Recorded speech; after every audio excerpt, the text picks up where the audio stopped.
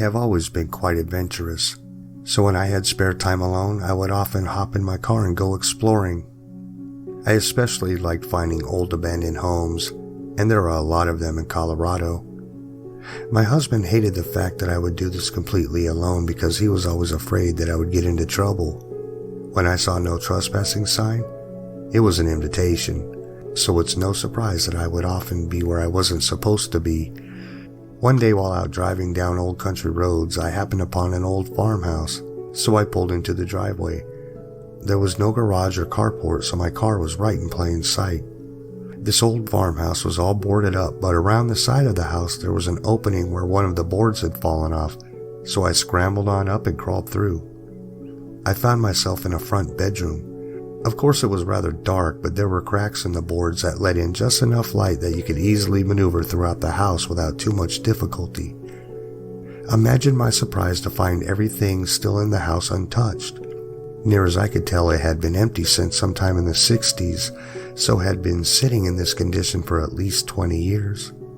I found this very strange that no kids had gotten inside to party nor any evidence of a homeless person, especially since this house could easily be seen from the I-25, a major highway that goes through the heart of Denver, and there was an exit within walking distance to this house.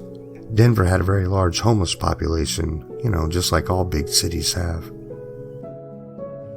The living room had all the furniture. There were lamps and tables. The bedrooms all had dressers and beds. Everything was left in the kitchen, along with home canned goods, spices, dishes, everything still there. In the bedroom where I entered, there was a portable toilet, and I wondered if someone had been sick. I got a feeling that was the case. I spent hours in there just looking through pictures and postcards of the family that had lived there. There was a ton of Catholic paraphernalia too, crucifixes on the walls, rosary beads, and the like. It was fascinating to me, and I was trying to figure out why this family had left this house this way, and I was so surprised when I came out how many hours had passed, but I chalked it up to being too involved in losing track of time. I've never worn a watch, so it wasn't that hard to believe that this could happen. This place also wasn't too far from my house, so I would go there as often as I could and wander the grounds, investigating the sheds and the outhouse. The root cellar under the house was loaded with old canned goods and rotted root vegetables. The smell, of course, after all this time was non-existent, so really it wasn't unpleasant. I kept wondering what had happened there. I did not know that the family that owned this home lived just around the corner on the same street. How I found out was they caught me there and ran me off. I watched them as they left and saw where they went. Now, when I would go back, I looked to see if they were home before I'd go in. So week after week, month after month, I would go back there. There was so much to explore. Time after time, they would catch me there again and again and always run me off. I always wondered why they never called the police on me, but they never did.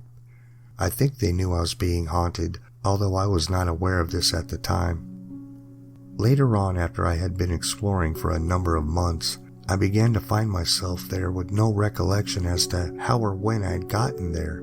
But every time I went in, hours and hours would go by, and every time I came out, I was always surprised at how much time had passed.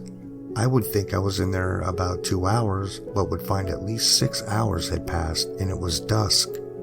It would begin to get dark, and I would have to leave because, of course, there was no electricity.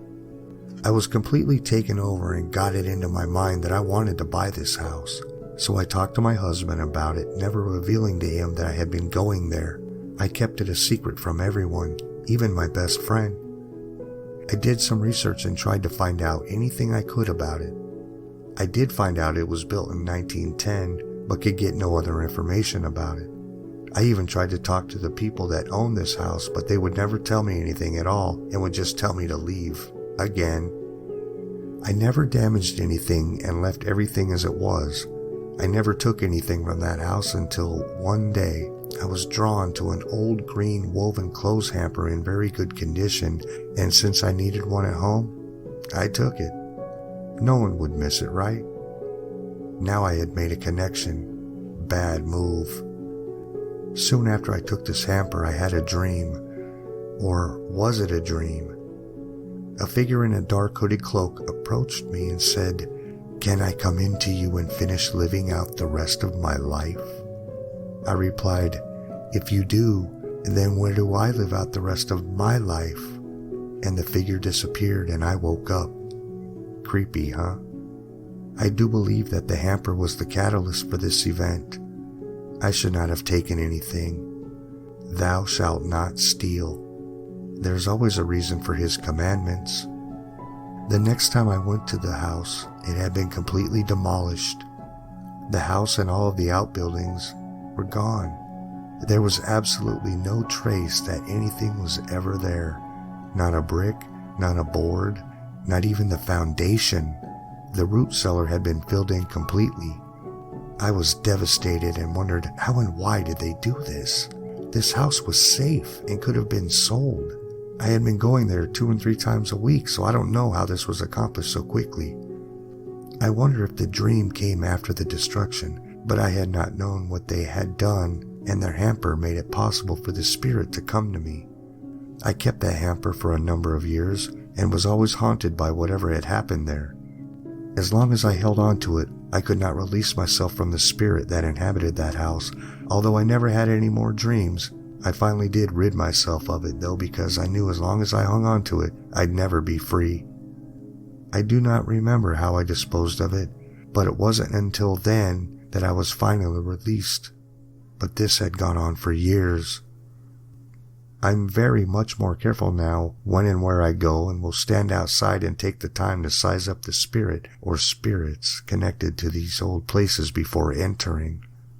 Please, if you are out exploring and you find a place like this, do not take anything, as you don't know what you are bringing home. And if you have taken anything from a house like this, get rid of it now.